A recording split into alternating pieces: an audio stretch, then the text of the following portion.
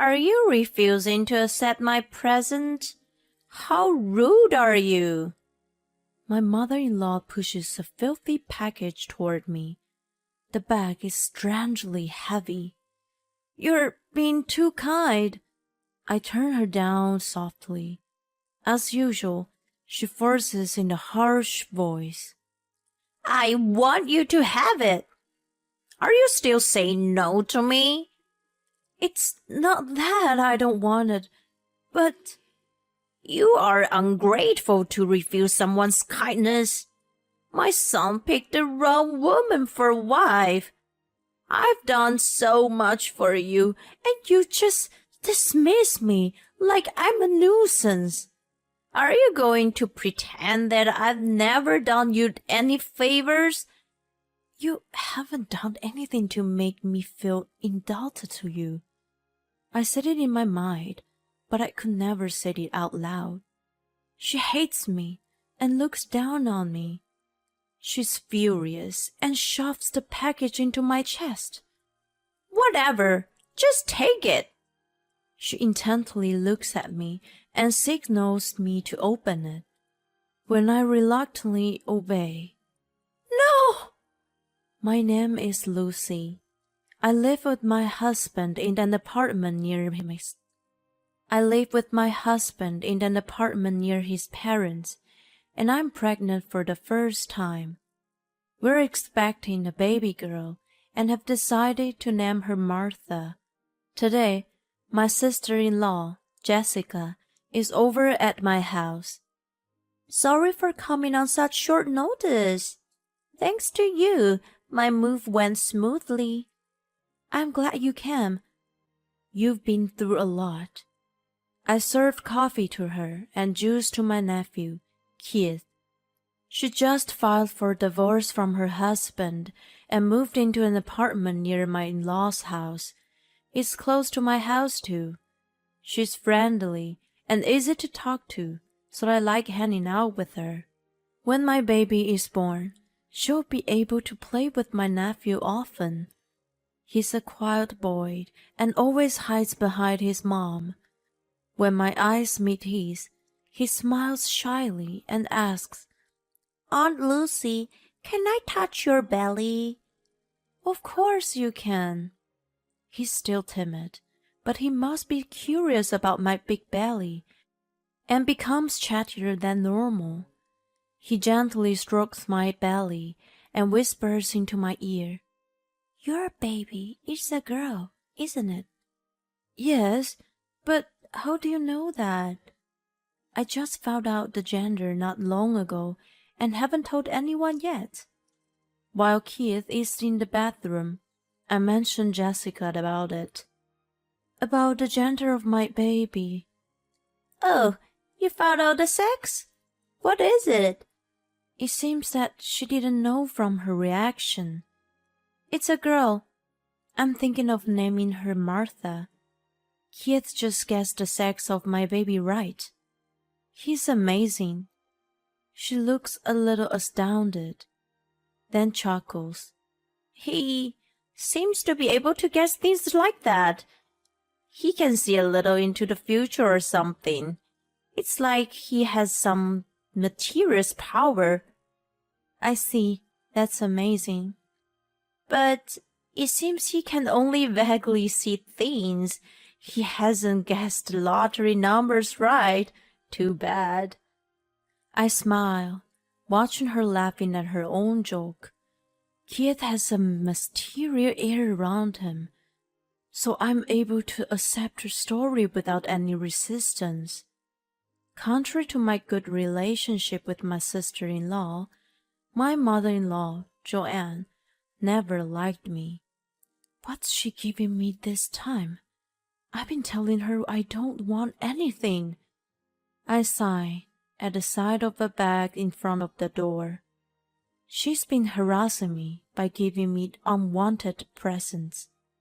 It's not obvious harassment, but she gives me food that's borderline spoiled, or disheveled clothes that no one would want to wear.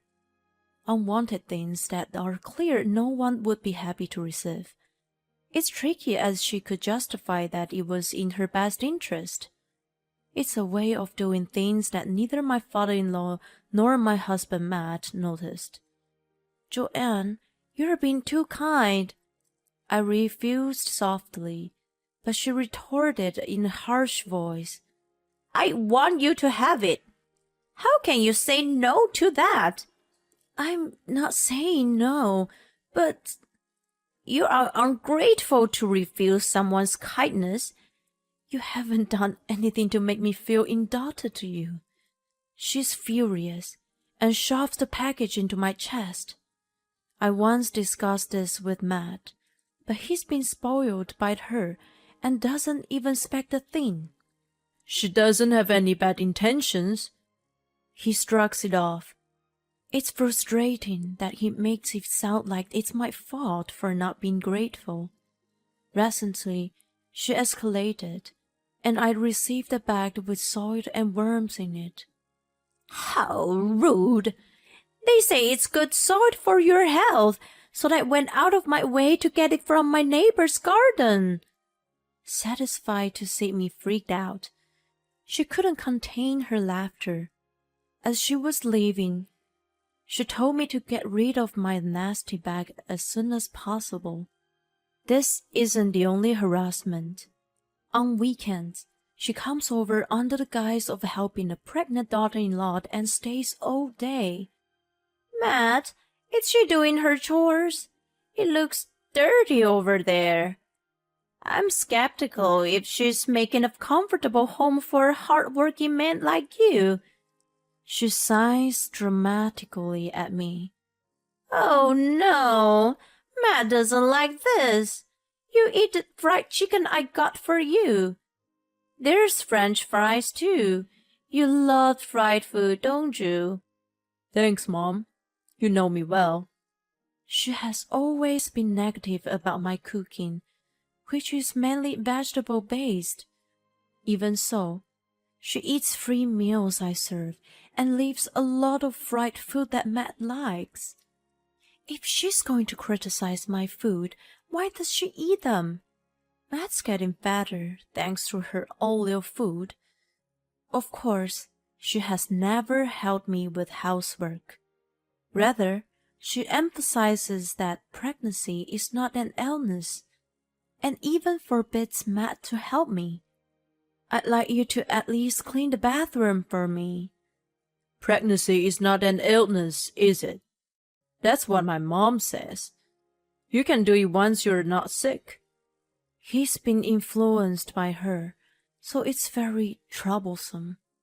I've been fed up with my life, but one day I noticed that Joanne hasn't been bothering me with unwanted gifts and stopped coming over.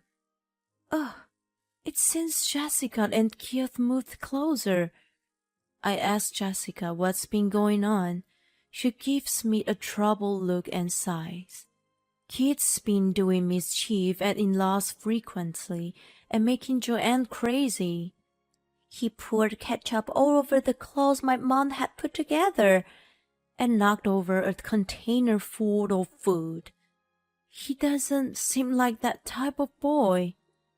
Before moving here, he had never caused trouble. I wonder if it's because of the divorce. She's also shocked and has been troubled by his behavior.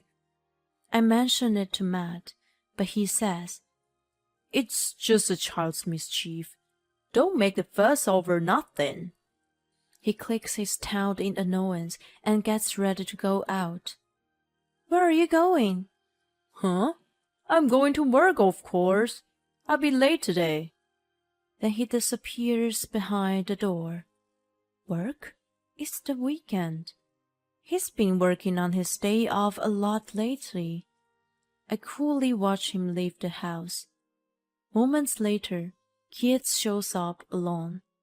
What are you doing here? Aunt Lucy, I need to tell you something about my grandma and Uncle Matt. I sense a disturbance in his voice. Actually, I'm beyond shocked by what he tells me. The frustration I've been holding back until now boils up as anger from the core of my body. I see. Thank you for telling me, Keith. This is unforgivable. I can't turn a blind eye after being mistreated this badly. An eye for an eye. I'm going to double the payback. One day, Matt, Jessica, Keith, and I gathered at my in-laws' house for my father-in-law's birthday. I made a meatloaf today. Don't be shy to get more. While Joanne brings out already sliced pieces on each plate, Matt leaves to get salt and pepper. I take the opportunity to switch seats and sit next to Keith. When he returned, he sat down at my previous seat. The meatloaf Joanne served me is now in front of him. That's it? When he's about to put a piece into his mouth. No, Matt, stop! She swats his fork away with her hand. It fell to the floor with a clatter. What the heck is wrong with you, Mom? Matt stares at her with wide eyes. All of us are stunned, and the table falls dead silence. Is something wrong, Joanne? No. It was just a bug. A bug? There's no such thing anywhere. What a lame lie. As I criticize her in my head, sensing the awkwardness, she rushed to excuse herself. I really saw the bug. Anyway, why are you sitting there? That's Matt's seat. She glares at me. This was the slice I served you. She mutters in a low voice as she looks at the piece on the floor. What do you mean? It's apparent that she's done something to my food out of spite. Then Keith, who's sitting next to me, pulls out Jessica's phone and shows us the screen. Look, Grandma. Oh, what? He plays a video of her pulling some kind of powder on my meatloaf. What is it, Mom?